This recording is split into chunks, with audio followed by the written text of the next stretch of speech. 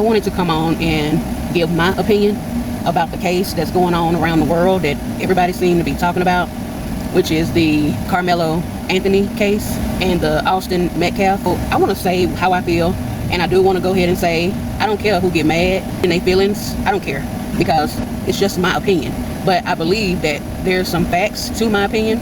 So first of all, I just want to say good morning to everybody, and this is just me giving my opinion on this case. I'm only going off of, I think they are the facts of what went on in the courthouse at the trial. I paid attention to a little bit of it, but somebody can correct me if something is wrong. That's okay, you can correct me.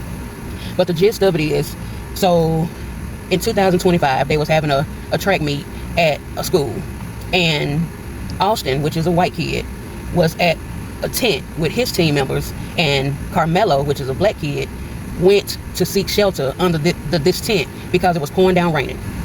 Karmelo went to their tent and sought shelter. Austin went to Karmelo and touched him. I think in the courthouse they said he pushed him, but either way, he put his hands on Karmelo, and Karmelo at some point, I think Austin maybe had said that, I don't know what made Karmelo say, touch me if you want to. You're gonna see what happened. So I don't know what happened that led him to say that, but at some point, Austin put his hands on Karmelo, and he stabbed him. Now, I just want to stop right there. What I'm seeing a lot of anger from white people and black people, and I think a lot of white people is not gonna admit this, because I've not yet to see a white person say, yeah, Austin shouldn't have put his hands on him. If Austin hadn't put his hands on Karmelo, he would still be alive today. He would still be alive today. I want y'all to let that soak in. Karmelo wasn't the antagonist. He wasn't the shit starter. Austin put his hands on Karmelo first. What is he supposed to do? Everybody is saying that Austin was a good kid and blah, blah, blah. Well, you don't need to be touching nobody. All he had to say was, you need to go to your own tent, or, for whatever reason. I'm hearing Karmelo wasn't even supposed to be there, but take away all of that. He was at somebody else's tent. Another kid, teenager, told him to go. But my question is, where was the teachers? Where was the track meet coach? Where was the adults that was over these minors? Why couldn't one of them step in? Now, I don't remember hearing nothing about that come up in the trial, but I don't know. But I'm just trying to stick to the main pieces of the story, what got it started. That's basically what I wanted to speak about. From the moment Austin asked him or told him to leave, if Karmelo didn't leave, Austin should have just said, okay, bro, okay, and turned around and walked off. You cannot make nobody do anything. You cannot. You cannot make somebody do anything. Now, here's where it may go left. If it was me today in 2026, I always have been quoted saying, I know at least for the last 15 years, I don't care what nobody say to me. I don't care what you call me, fat, black, nigga. None of them words matter to me.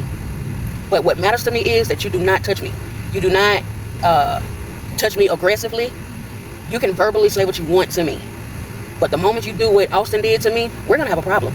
And that's me as a 45-year-old woman saying that. I don't want nobody touching me. Unless we're in a romantic relationship, sleeping together, or one of my nieces, nephews, siblings, parent, something like that. Or one of my friends saying, girl, you crazy. You know how you touch somebody laughing. Unless it's something like that, that's fine. But aggressively touching me, and you don't know me, you can't touch me if you don't know me.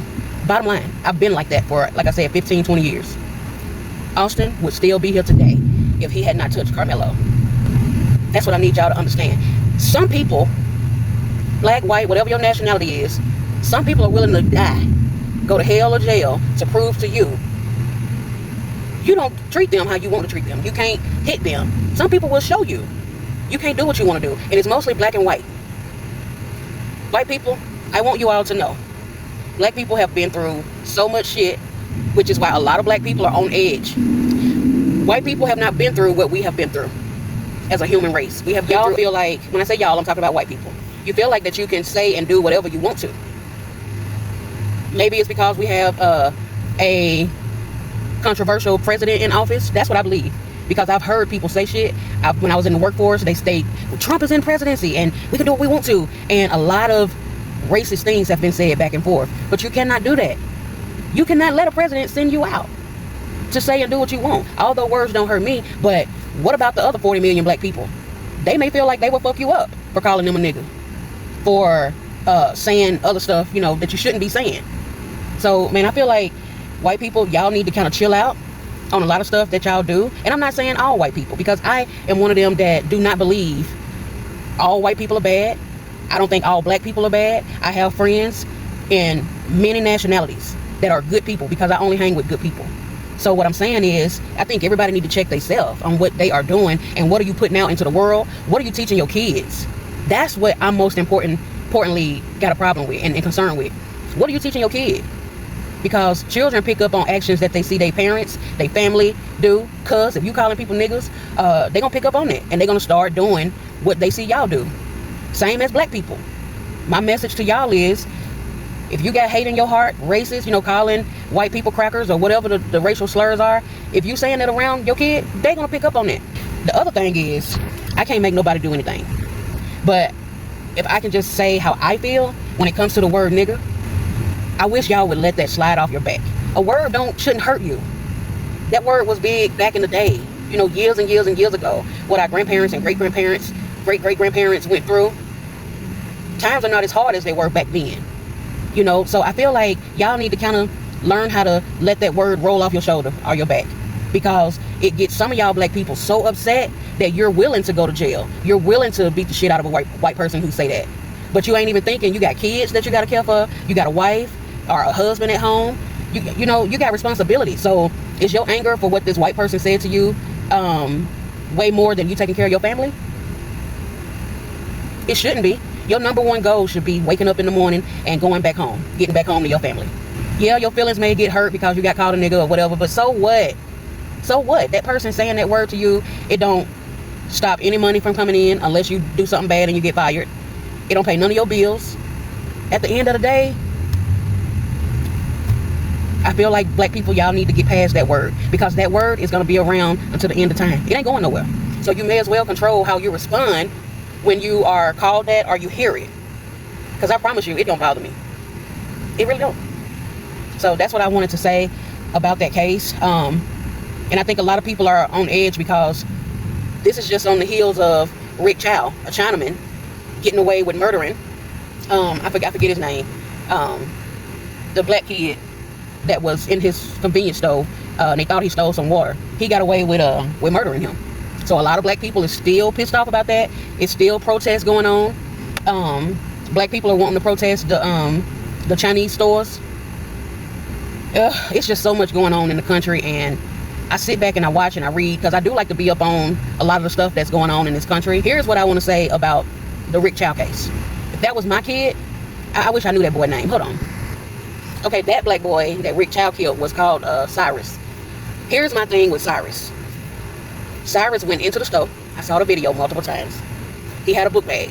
The lady asked him to leave it at the front of the store. Okay, they do that here in my city. Cyrus goes to the refrigerator and he took out, I think, 4 waters. He put the waters back.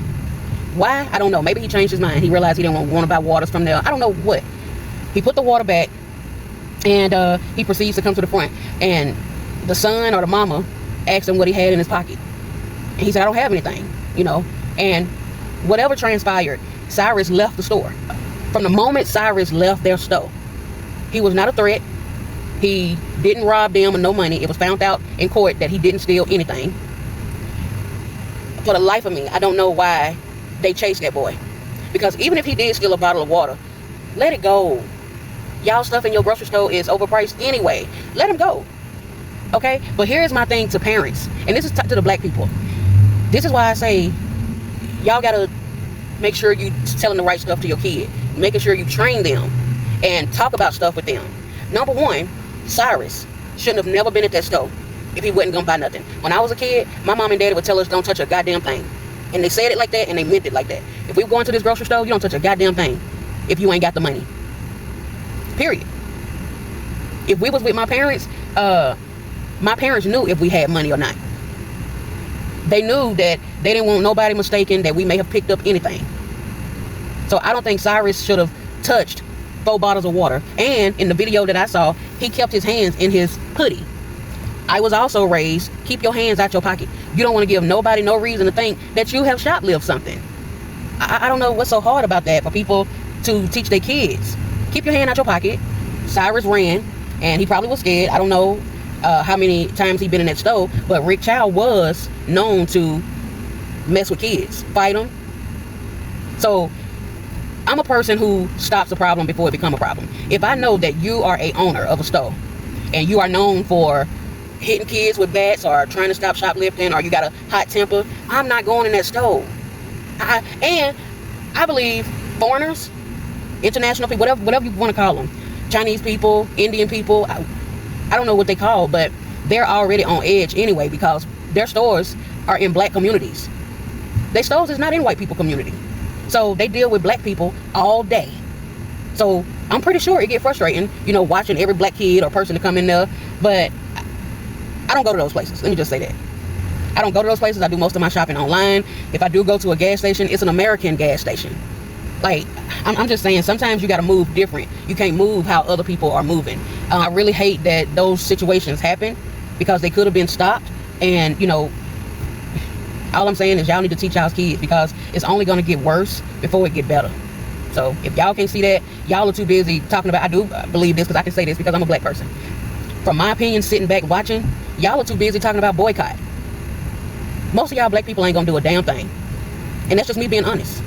Now, I don't know what you see. You speak on what you see. But I'm speaking on what I see. On my social media, what I'm hearing in my city, when I'm going into these stores, picking up, people's orders. This is what people are talking about. Y'all ain't gonna boycott. Y'all will stick together for a few days. Y'all stuck together last year for the Target boycott. But then it went away. So y'all will boycott just for a little bit, but then you'll go right back to supporting these stores or, whatever you want to do. But here's the problem. Black people, we don't own nothing. So it really bothers me when y'all say, let's boycott all Asian stores or whatever stores. We don't own shit. So we really can't boycott because Asians make a lot of stuff. Cars, game systems, shoes, the weave, the beauty products. They make a lot of shit. So I wish y'all would be careful about that boycotting shit. Just look at the news, look at the story, and then go on about your business. I'm gonna tell you, I haven't boycotted shit. I'm not getting out here holding no sign. It's hot as hell out here. I got other stuff to do. So I'm a different black person. I mind my business. If I'm gonna buy a product, I'm gonna buy it, but I'm mostly gonna buy it online because I don't want to go inside these stores dealing with the bullshit. Black people, Chinese people, Hispanic people, Iranians or whatever they call, they've been looking at us crazy when we walk into the store. They've been peeping around the corner seeing what we're doing. They was doing that when I was in high school. Okay, so get used to it. We have a stigma about us as black people. Let's just call it what it is. We have a stigma. Most of that stigma is right. Most of it is wrong. However you want to look at it, wherever you stay. It's going to depend on where you stay. I live in the South. It's been tough living in the South. And I've come across some racist ass people. Not just white people. I've come across racist people. I'm just going to say that. So they're going to always look at us when we walk into their store. When I walk into a Publix, I don't get that treatment. It's your demographic and your environment. I was telling somebody, I said, if that boy had went into a Publix to go to the little refrigerator and pick up 4 waters, that would have never happened to Cyrus. If he had walked in a Publix, they would have never said nothing to him. That's, he changed his mind. And he walked the hell out the store. But because it was a foreigner-owned store, he got killed. So y'all got to change the way how you think and how you look at shit. Even at Walmart. I have been in Walmarts all over this country. Walmart do have an assets protection team looking at the camera 24 hours a day or however many hours a day that they open. They sitting there looking at that camera. So if Walmart people is looking at that camera, they would have saw him put the water back. And they wouldn't have never ran up on him like Rick Chow and his son did. So apparently they didn't know that he put the water back. So I'm just saying, American-owned stores probably wouldn't have never happened. At a Target, if he had took out 4 waters, that would have never happened. Trader Joe's, Sam's, all of these big name companies, American-owned, that wouldn't have happened. So stay out of these foreign stores. Okay, that's all I'm trying to say. If anybody get mad at me, I'm letting you know now. And at the beginning, I said I don't care. Because this is just me giving my opinion and trying to get a message out here. Change the way you think. Don't let everything piss you off. Learn to let it roll off your back. Because racism is not going away. Understand that. We're going to have to deal with this for the rest of our life. If our ancestors had to deal with it, what make y'all think we don't have to deal with it? That's the key word, deal. A lot of y'all black people, y'all don't know how to deal with conflict resolution. The only thing y'all know is rage, anger, festivity. All of those are violent words. You got to learn how to handle shit differently. If somebody say something that you don't like, why did you say that to me? You don't know me. That's not cool to say that to me. I'm just going to walk away. It's okay to say that. I don't have to meet stupidity with violence. Because I know how to handle my emotions when it comes to stuff like that. So I hope this message really helps somebody, and I hope y'all have a good day, and take care of your families, and make sure you spending time with your kid. That's another thing. I don't know why Karmelo had that knife. Maybe he was getting bullied. I don't know. But for whatever reason, he kept his hand on that book bag. So maybe him and Austin have had words before. I don't know. So that's my take on it. Y'all have a good day. Bye.